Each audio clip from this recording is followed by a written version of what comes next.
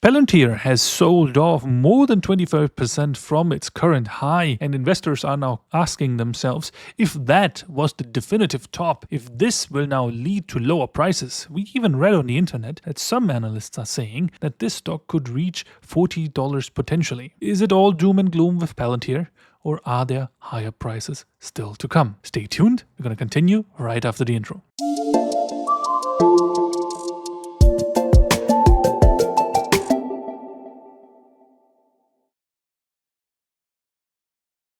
Hello and welcome to yet another video from Bloomberg Capital. My name is Patrick and today we're going to be discussing the Palantir stock from a technical perspective. Now, please pay attention to our prior video to that because we did discuss the fundamentals very thoroughly in the last video and where I also had an educated guess on where price might actually peak out. We made a prediction there that was based on rudimentary analysis of the technical chart, and there I encourage you to watch that video right after this one because it will tell you about the fundamentals of the video and it will also put the context in mind when it comes to riding long-term trends in very volatile stocks. Now, was the 25% decline something you should be concerned about? In the short term, I wouldn't say so. While the decline was very steep, we have to still be aware of the idea that Palantir has a year-to-date performance at the high about 145%. So if something goes up more than 1.5 times, it is alright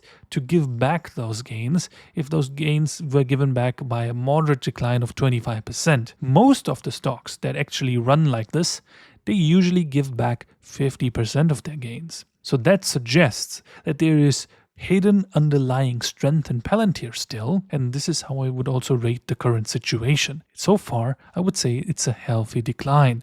Additionally, what we identified was also that many stock speculators actually were speculating on this stock because this breakout was quite a feat, and you could actually see it from a mile away that it's going to break out. So a lot of people got long, most of them here, and they were not getting long with their own money. They actually borrowed money with CFD products or even leveraged ETFs to buy in here at the highs because they were thinking that this is going to just skyrocket even further. However, the market doesn't really like it when a lot of people are making a lot of money very quickly. Therefore, it had to retrace them, and what resulted was a really big washout out of all of these leveraged positions. This means that leveraged positions in the short term are now cleansed, and the market is now looking much more healthy and is currently trying to build a base to the upside. You could even say that this might even be the point where we launch our next rally to the upside, where we might potentially find resistance at this diagonal resistance line. Now, I'm sure you would ask ourselves, like, what is going to happen afterwards? Is this definitively the top in Palantir and we're just going to form a lower high? Well, I would be one of the same people that would claim that if I said I know what's going to happen. At the end of the day, no one does actually. And I am just trying to tell you what I think at the moment. So currently, a rally is much more likely because of the washout that happened before, and therefore we should expect higher prices, at least testing this diagonal trend line at 175, and then it's going to get tested again to the downside. If we can form a higher low there, I would claim that we are going to see new highs.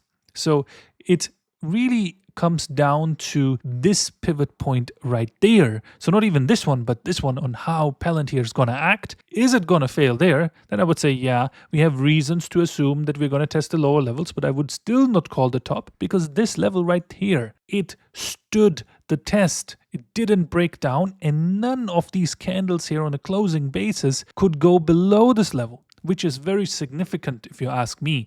Now, you would have all those pundits, those purveyors of pessimism that would tell you that this is going to go down because they are know-it-alls and they sound really smart. However, if this was insider selling, then tell me, why didn't the stock fall more than that? If insiders believed that this is the definitive top, why were they selling fractionally and only causing a decline of 25%? Why not 50%? Sometimes stock even fall 25% in a day. This one took a bit. It took from the 13th of August until the 20th of August, so a week to create that type of a decline. And it also created that type of a rise in a similar time period. So in that sense, the trend is really balanced and we don't have a lot of reasons to believe that this is the definitive top. If we get more evidence, for instance, breaking below here at this support level after we come down here and fail to make a higher low, we go down below like this, then the trend still has the power to come back up again. So I gave you two scenarios that will lead to the same conclusion, which is we're going to test higher prices, then another test is going to come. If it results in a higher low, we're going to form immediate tops. But if it's going to test this support level again, we still are going to test higher levels before we fail and go into a bear market type of decline. So far, I would say there is fairly low probability that we are going to go lower immediately, and I would wait for higher prices here, especially if you are long from a bit longer than most people got in here, then I would say you're still comfortably up. And in my opinion, there's not really a big reason to get out here. If you think about selling, not financial advice, I think you still need to go higher a bit. So you could sell at a premium rather than trying to take the loss. And hey, I mean, if it falls down lower, this is still like a 18% decline. If I made 145% only this year, then I wouldn't really care if it's 5% less or 5% more, and then I would just simply wait for confirmation if I wanted to get out of my position. If you like this video, please give it a share and subscribe to our channel. And we also have a premium Discord here, and so you might want to check that out. Currently, our community is for free, so you only need to click the Discord link down below and start interacting with us. I wish you a good week. Until next time, here at Bloomberg Capital.